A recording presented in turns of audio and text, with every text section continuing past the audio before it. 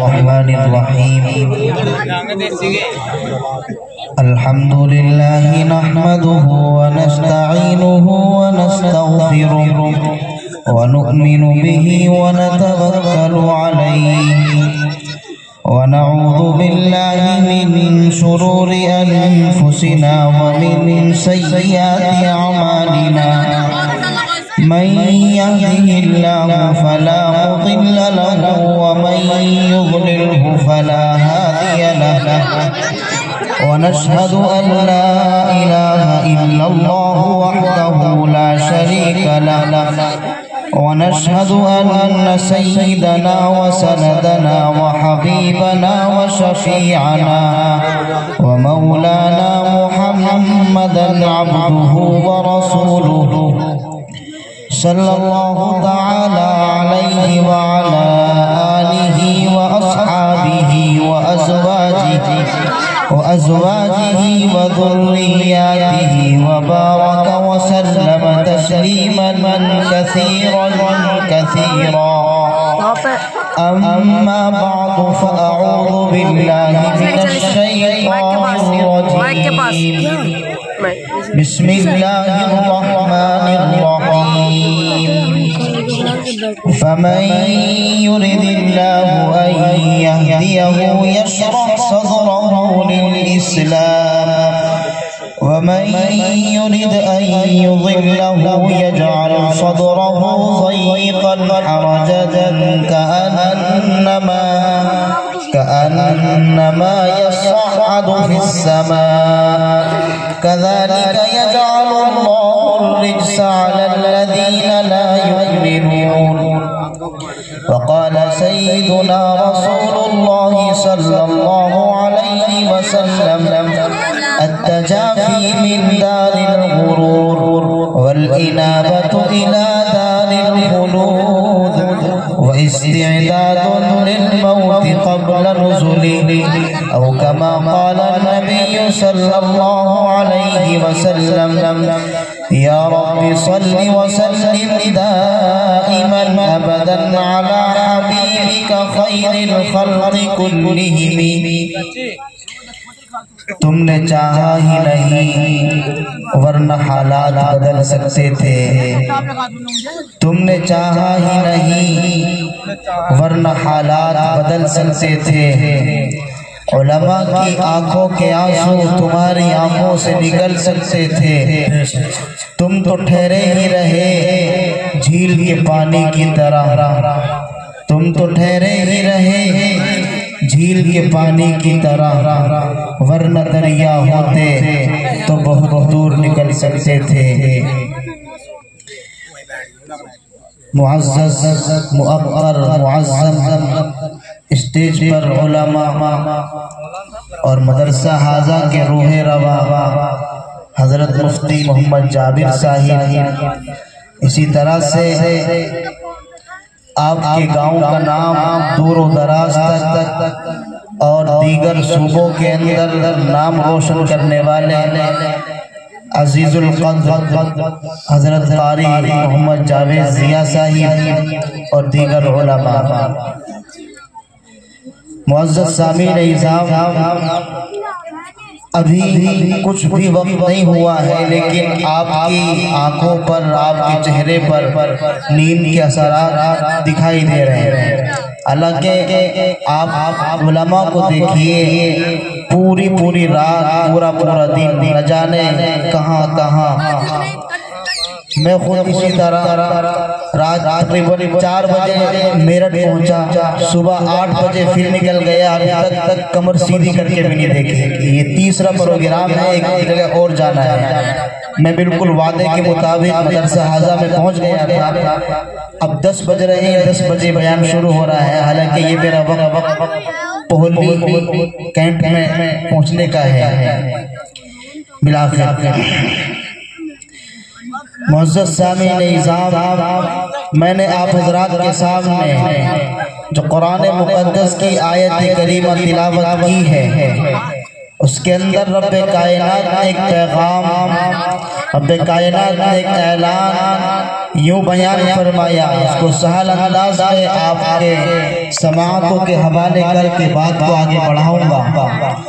خالق کائنات نے اعلان کیا، فَمَن يُرِدِ اللَّهُ أَن يَهْدِيَهُ يَشْرَحْ صَدْرَهُ لِلْإِسْلَامِ۔ اللہ جس کے ساتھ یہ ارادہ فرماتا ہے کہ یہ انسان راہ راست پر رہے، یہ انسان سیدھے راستے پر رہے، تو اس کے ساتھ ایک خاص عمل رب کائنات یہ فرماتا ہے، یشرح صدرہ للاسلام، کہ اس کے سینے کو اسلام کے لیے کھول دیتا ہے۔ اس کا برعکس،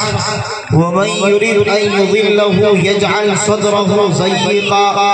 اور جس کے ساتھ رب کائنات یہ ارادہ فرماتا ہے کہ وہ راہ راست پر نہ رہے، وہ صراط مستقیم پر نہ رہے، سیدھے راستے پر رہ کر کے زندگی نہ گزارے، شریعت سے ہٹ کر کے زندگی گزارتا رہے، صراط مستقیم پر نہ رہ سکے، سیدھے راستے پر رہ کر کے اپنی زندگی کے ایام کو نہ گزار سکے، اس کے لیے رب کائنات نے اعلان کیا کو تنگ اور تاکید کے ساتھ کہا، بہت زیادہ تنگ کر دیتا ہے۔ پھر اس کو مثال سے واضح کیا، کتنا تنگ کر دیتا ہے، کأنما یصعد فی السماء۔ آپ نے دیکھا ہوگا کوئی انسان اور دنیا کی مشینری اور دنیا کے آلے اور دین اور دنیا کی تمام چیزیں اس طرح سے آسمان کی بلندیوں کی طرف چڑھنا، آسمان کی بلندیوں کو پار کرنا، آسمان کے عروج کو پار کرنا انسان کے لیے نہیں بلکہ تمام کی تمام مخلوقات کے لیے، اور اس مخلوقات کو مخلوق اس سے مستثنیٰ ہے جس کو معصوم عن الخطا کا لقب دیا گیا ہے، جس کے بارے میں کہا گیا ہے لا یعصون اللہ ما امرہم، کہ وہ مخلوق ایسی ہے اس سے گناہ سرزد نہیں ہوتے، وہ مخلوق ایسی ہے وہ گناہ کا ارتکاب نہیں کرتی، نہ علانیہ نہ سرن کسی بھی طرح سے گناہ نہیں کرتی۔ اس کی صفت بیان کی گئی، لا یعصون اللہ ما امرہم، وہ مخلوق فرشتوں کی مخلوق ہے، وہ جبرائیل ہے، وہ میکائیل ہے، وہ اسرافیل ہے اور دیگر فرشتے کی جماعتیں ہیں، صرف ان کو اجازت ہوتی ہے آسمان کے عروج کو پار کرے، آسمان کی بلندیوں کو پار کرے، لیکن قرآن نے مثال سے واضح کیا، کانما یصعد فی السماء، جس کے ساتھ رب کائنات یہ معاملہ فرمائے کہ وہ انسان راہ راست پر نہ رہ سکے، وہ انسان صراط مستقیم پر رہ کر کے اپنی زندگی کو نہ گزار سکے، اس کے دل کو تنگ اور بہت زیادہ تنگ کر دیا جاتا ہے۔ پھر مثال سے واضح کیا، جس طرح سے آسمان کی بلندیوں کی طرف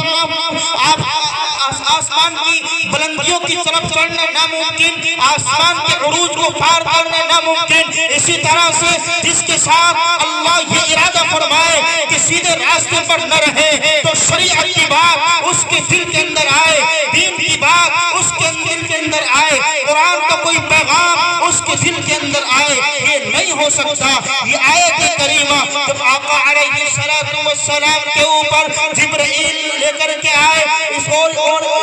آیت کریمہ کو نازل کیا گیا، آقا علیہ السلام مسجد نبوی میں تشریف فرما ہے، صحابہ کی مقدس جماعت جانب تلفظ طے کیے ہوئے ہیں، صحابہ کی مقدس جماعت آپ کے سامنے تشریف فرما ہے، آپ کے سامنے بیٹھی ہوئی ہے، اور یہ جماعت جب آقا علیہ السلام اس آیت کریمہ کو صحابہ کے درمیان بیان کرتے ہیں، صحابہ کے درمیان ارشاد فرماتے ہیں اور کہتے ہیں یشرح صدرہ، مقدس جماعت مچل جاتی ہے، اور اسی طرح سے مچلنے کے بعد آپ سے سوال کرتی ہے، یا رسول اللہ کچھ بات سمجھ میں آ گئی، کچھ بات سمجھ میں نہیں آئی، یشرح صدرہ للاسلام کا کیا مطلب ہے کہ اس کے لیے اسلام کے لیے دین کو کھول دیا جاتا ہے، اس کے ساتھ شرح صدر کا معاملہ فرمایا جاتا ہے، اس کے سینے کو کھول دیا جاتا ہے، اس کے دل کو کشادہ فرما دیا جاتا ہے۔ یہ بات سمجھ میں نہیں آئی۔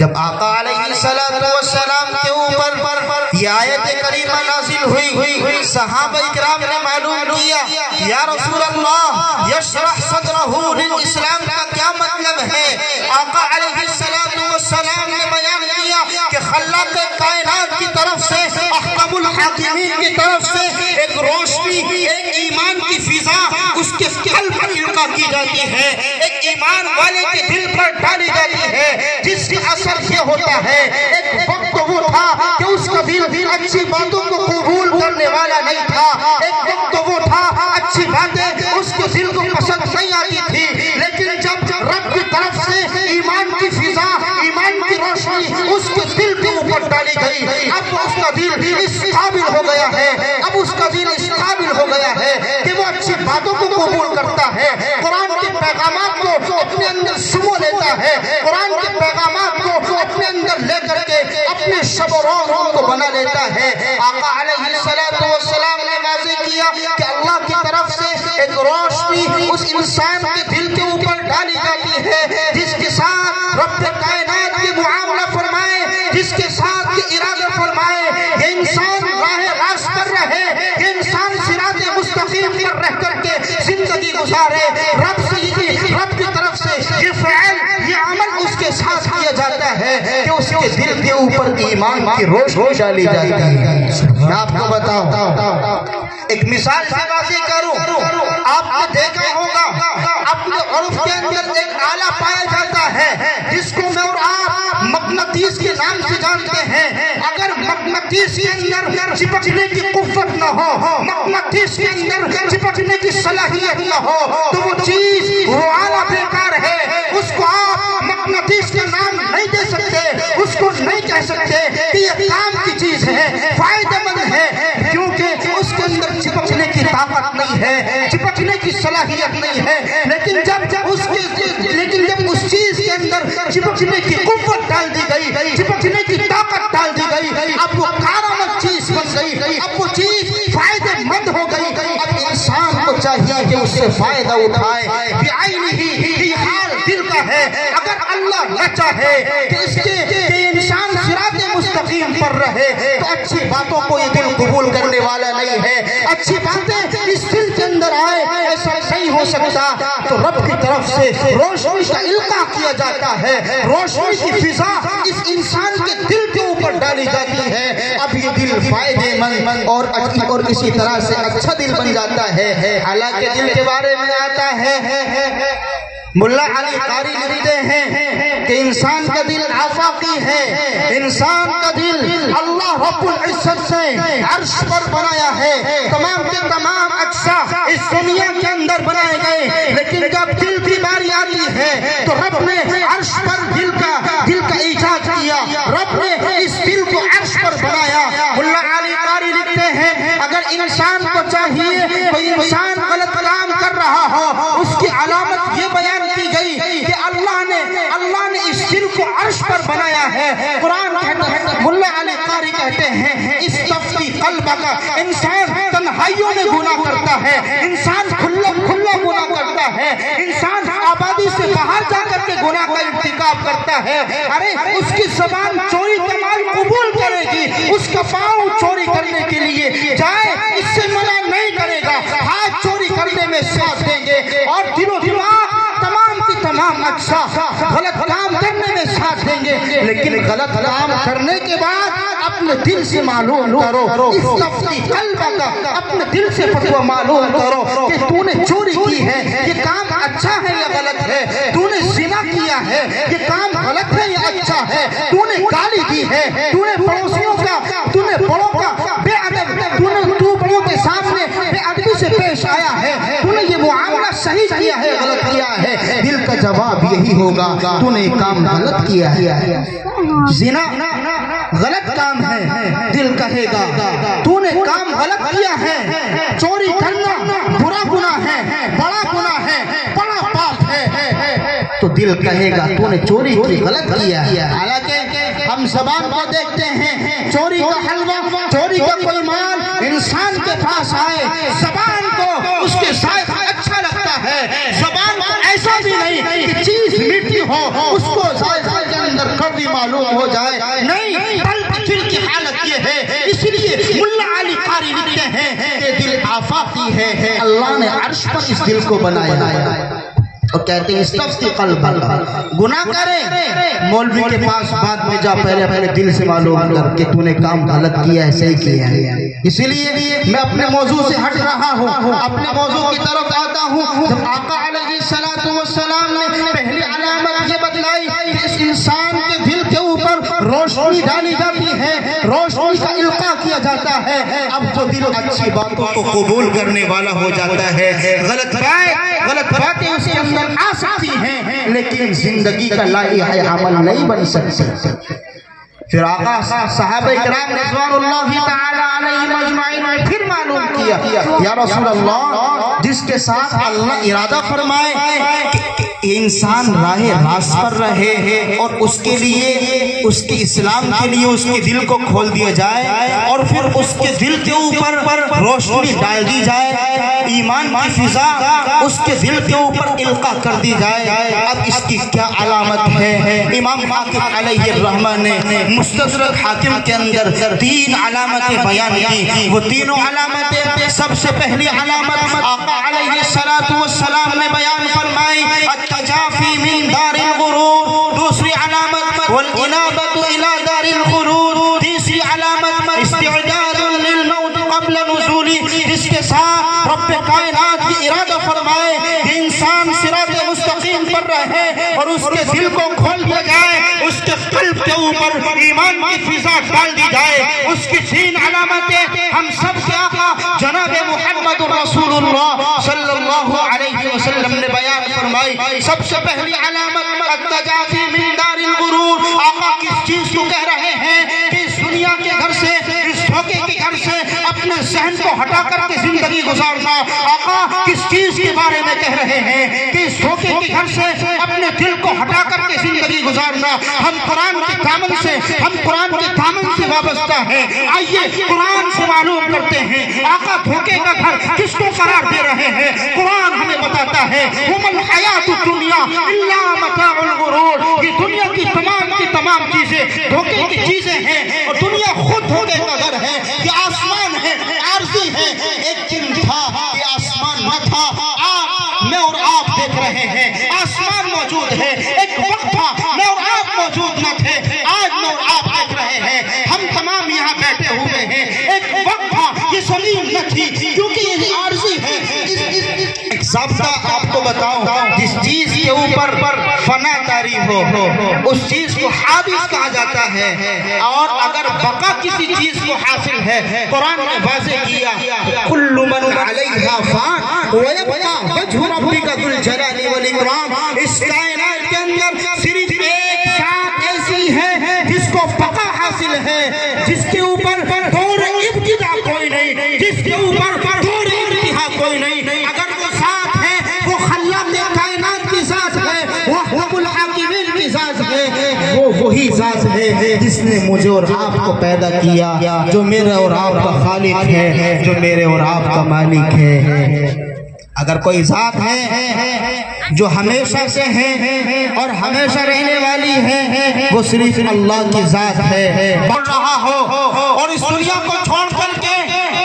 دار البقا کی طرف جا رہا ہو، اس کی زبان پر کلمہ توحید لا الہ الا اللہ محمد رسول اللہ جاری ہو، کیوں؟ ہمارا ایمان ہے، آقا کی تعلیمات ہیں، آقا نے اعلان کیا ہے من آخر کلامہ لا الہ الا اللہ دخل الجنہ، جو انسان اس دنیا سے اس حالت میں جائے اس کی زبان کے اوپر جاری ہو، وہ انسان اپنی زبان سے ادا کر رہا ہو، وہ انسان اپنی زبان سے کہہ رہا ہو لا الہ الا اللہ محمد رسول اللہ۔ آقا کا فرمان ہے کہ سورج جھوٹ بول سکتا ہے، دنیا کا بڑے سے بڑا آدمی جھوٹ بول سکتا ہے، دنیا کی ہر چیز جھوٹی ہو سکتی ہے، میرے اور آپ کا محبوب جناب محمد رسول اللہ صلی اللہ علیہ وسلم جھوٹ بولے، اس کا تصور بھی ہمارے ذہن کے اندر نہ کیا جا سکتا۔ کیوں؟ آقا علیہ السلام کی تعلیمات، آقا نے فرمایا من آخر کلامہ لا الہ الا الا اللہ دخل الجنہ. ہر انسان چاہتا ہے کہ جب وہ آخری وقت میں اپنے رب کے حضور پہنچ رہا ہو، جب وہ قبر کے اندر گیا ہو تو قبر اس کے لیے جنت کی کیاریوں میں سے کیاری بن جائے. ہر انسان چاہتا ہے کہ جب وہ پل فرات سے گزر رہا ہو تو پل فرات اس کے لیے کشادہ کر دی جائے. ہر انسان کی خواہش ہے کہ جب وہ میدان محشر میں پہنچے تو عرش کے سائے میں جگہ مل جائے. ہر انسان چاہتا ہے کہ اس کے نام الاعمال سیدھے ہاتھ میں دیا جائے. ہر انسان چاہتا ہے کہ بادلوں کا سایہ اس کے سر کے اوپر کر دیا جائے. ہر انسان کو معلوم ہے کہ یہ سورج جو مجھے اور آپ کو اتنی دوری پر اور طویل مسافت پر نظر آ رہا ہے، میدان محشر ہوگا. میدان محشر کے اندر یہ سورج سوا نیزے پر ہوگا اور ہمارے دماغ کو جس طرح سے ہانڈیوں کے اندر بھیجا اسی طرح سے گوشت کو پکایا جاتا ہے. اگر عرش کا سایہ مجھے اور آپ کو نہ ملا، اگر بادلوں کا سایہ مجھے اور آپ کو نہ ملا، تو پھر آپ اپنے ذہن کے اندر تصور لائیے کہیں ایسا نہ ہو ہم بے نور ہو جائیں اور یہ سورج جو اتنی قریب ہوگا ہمارے ذہن کو، ہمارے دماغ کو کس طرح سے ابلتا ہوا کرے گا، کس طرح سے ابال دے گا. کیوں ہوگا کہ تمام چیزیں کیوں ہوگی؟ ہم نے اپنی اس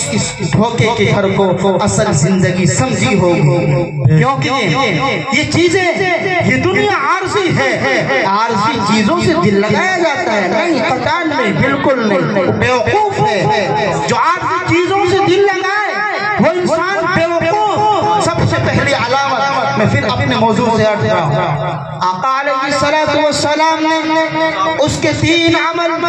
جو انسان چاہتا ہے قبر اس کے لیے کشادہ ہو جائے،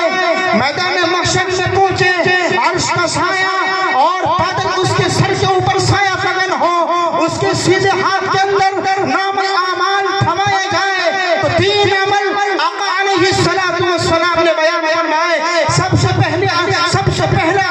سب سے پہلا تعویذ عمل کی شکل میں، سب سے پہلا تعویذ فعل کی شکل میں آقا ہمیں دے کر کے گئے کہ اپنی نگاہوں کی حفاظت کرو. اور یہ عمل کرنے کے اعتبار سے بہت ہلکا سا ہے، لیکن اجر کے اعتبار سے اگر دیکھا جائے یہ بہت بڑا عمل ہے. اجر کے اعتبار سے اس کا اجر بہت زیادہ بڑا ہوا ہے. آقا علیہ السلام کے سچے صحابہ کی مقدس جماعت نے یہ عمل کر کے دکھایا. مختصر انداز میں واقعی سے مثال کی طرف واضح اشارہ کر کے بات کو آگے بڑھا رہا ہوں. عمر ابن خطاب رضی اللہ تعالی عنہ کا زمانہ ہے. عمر ابن خطاب سعد ابن وقاص رضی اللہ تعالی عنہ کو ایران کے دورے پر بھیجتے ہیں اور جا کر کے کہتے ہیں سعد بن وقاص جاؤ ایران کے اندر، وہاں قرآن کے باقی ہیں، وہ اللہ کے منکر رہتے ہیں، اللہ کی توحید کے اندر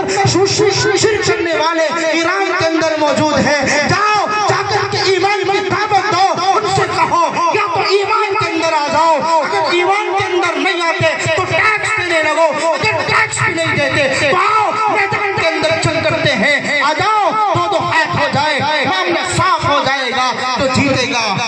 بازی اس کی ہوگی، میدان اس کے ہاتھ میں چلا جائے گا.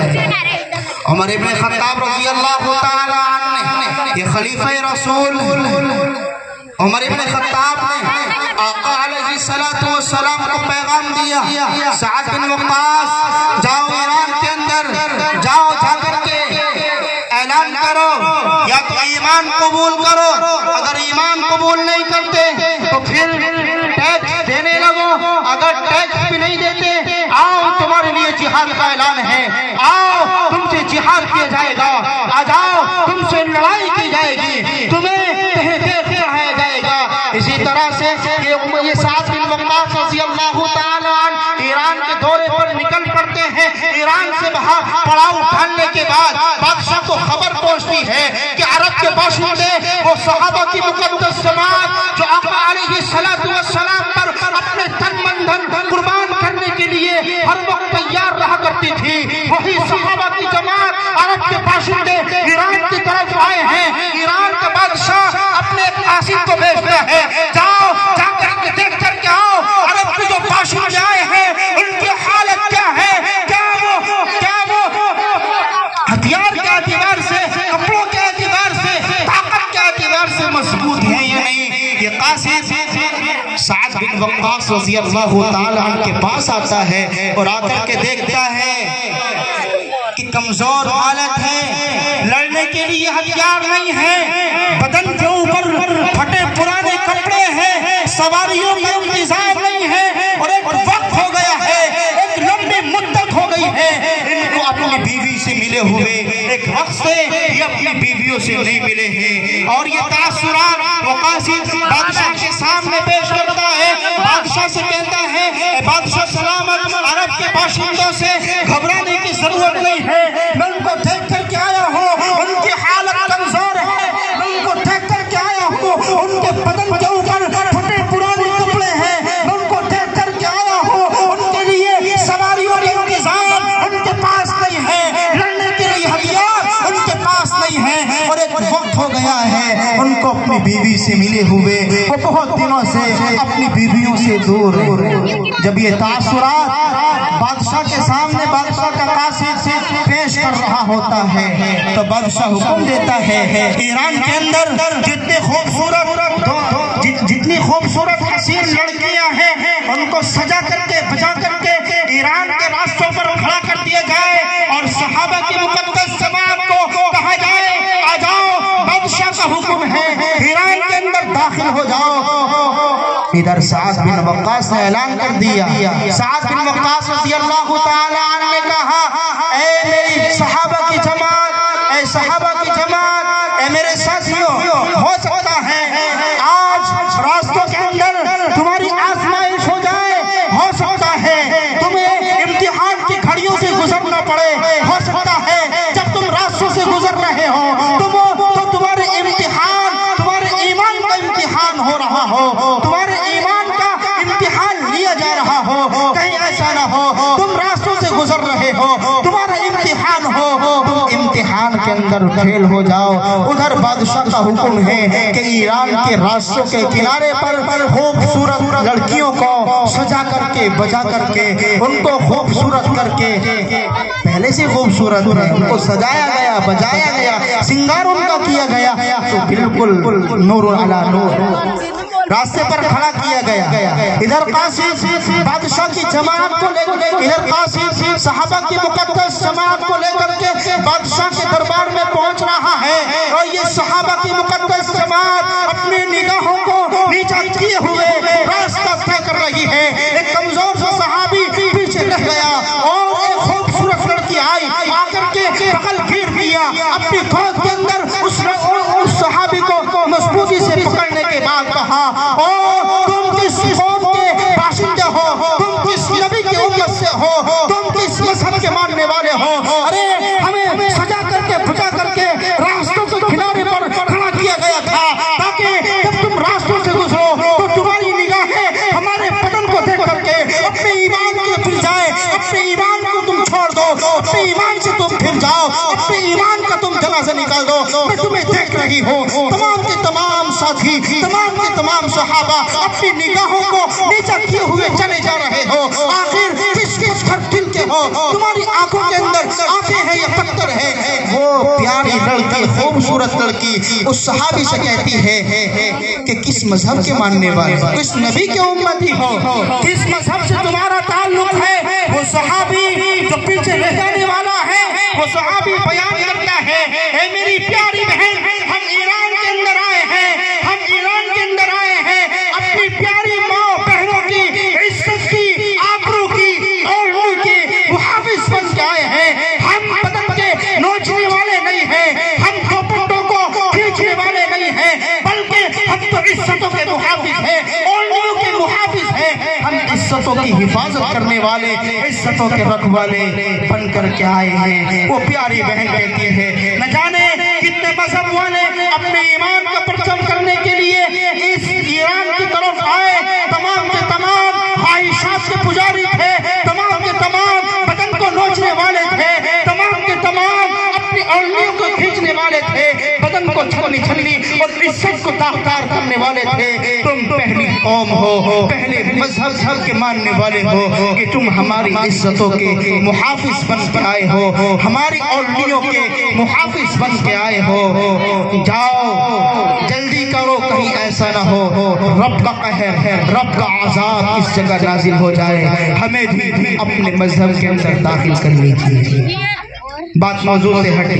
لیکن بہت قیمتی بات تھی. اس لیے میرے استاد محترم کہا کرتے تھے اگر سبق کے دوران یا گفتگو کے دوران کوئی واقعہ کوئی بات ذہن کے اندر آئے، اگر آپ نے عوام سے وہ بات نہ کہی، رب کی طرف سے وہ امانت کے طور پہ اسی وقت میں آپ کے ذہن کے اندر ڈالی گئی تھی، اگر آپ نے وہ بات نہ کہی تو آپ نے امانت کے اندر خیانت کی ہے. اسی لیے میرے ذہن کے اندر یہ بات آئی کہ سب سے پہلی علامت، سب سے پہلا فعل، اگر انسان چاہتا ہے آخری وقت میں، آخری سانس میں زبان پر کلمہ توحید جاری ہو جائے، اپنی نگاہوں کو نیچا کیا جائے. دو عمل اجمالاً بیان کر کے بات کو ختم کر رہا ہوں. دوسرا عمل آقا علیہ السلام نے ارشاد فرمایا جب مؤذن پکارے، جب مؤذن صدا لگائے اور کہے اللہ اکبر، جب مؤذن کہے حی علی الصلاۃ، جب مؤذن پکارے حی علی الفلاح، تو تم اذان کا جواب دیا کرو، مؤذن کی صدا کا جواب دیا کرو. اس کا کرشمہ یہ ہوگا، اس کا اجر یہ ہوگا، تم آخری سانس اس دنیا کے اندر لے رہے ہوگے اور تمہاری زبان کے اوپر کلمہ توحید جاری ہو جائے گا. تیسری علامت، تیسرا فعل آقا علیہ السلام نے بیان فرمایا کہ صدقے کا اہتمام کیا جائے. جب تم تجارتوں کے اندر، جب تم صراحتوں کے اندر، اپنی ازدواجی زندگی کے اندر، معاشی زندگی کے اندر مصیبتوں کے اندر گرفتار ہو جاؤ، مصیبتوں کے اندر تمہیں پکڑ لیا جائے، مصیبتوں کے اندر تمہیں پکڑ لیا جائے، تمہیں کسی تعویذ کی ضرورت نہیں ہے. آقا کا کھلا تعویذ ہے کہ تم صدقے کا اہتمام کرو. تمام کی تمام بلائیں، تمام کی تمام مصیبتیں سر سے اور پیر تک بالکل ختم ہو جائیں گی. تجارتوں کے اندر بھی برکت ہوگی، گھر کے اندر بھی برکت ہوگی، رزق کے اندر بھی برکت ہوگی. اس لیے اگر چاہتے ہو آخری وقت میں، آخری سانس میں کلمہ زبان پر جاری ہو جائے، تین عمل نوٹ کر لیا جائے، اپنی نگاہوں کی حفاظت کی جائے، اذان کا جواب دیا جائے، صدقے کا اہتمام کیا جائے. پھر اپنے موضوع کی طرف لوٹتا ہوں. آقا نے تین علامتیں التجافی من دار الغرور بالکل ترجمہ کر کے آپ سے رخصت ہونا چاہتا ہوں. اس دھوکے کے گھر سے اپنے ذہن کو ہٹا لو. استعداد التجافی من دار الغرور والانابۃ الی دار الخلود. اس دنیا کے اندر رہو، اس دنیا کو عارضی سمجھو، اصل زندگی نہ سمجھو، دار الامتحان سمجھو، دار الجزا کا دھیان، دار الجزا کا دھیان اپنے ذہن کے اندر ہو، اپنے قلب کے اندر ہو، اور آخرت کے جو درجات ہیں، آخرت کے جو منازل ہیں وہ اپنے ذہن کے اندر ہو. تیسری علامت آقا علیہ السلام نے بیان فرمائی کہ دار الامتحان سمجھ کر اس دنیا کے اندر اپنی زندگی گزارو. کہیں ایسا نہ ہو تم آخرت کی بھول کر کے اپنی اس دنیا میں زندگی کو اصل سمجھ لو. اس لیے مجھے اور آپ کو چاہیے ہم ہر لمحے کے اندر، ہم اپنی ہر شعبے زندگی کے اندر، اور چاہے وہ گھریلو زندگی ہو، معاشی زندگی ہو، سماجی زندگی ہو، تجارت کی لائن ہو، اسی طرح سے کھیتی کھلیان کی لائن ہو، تمام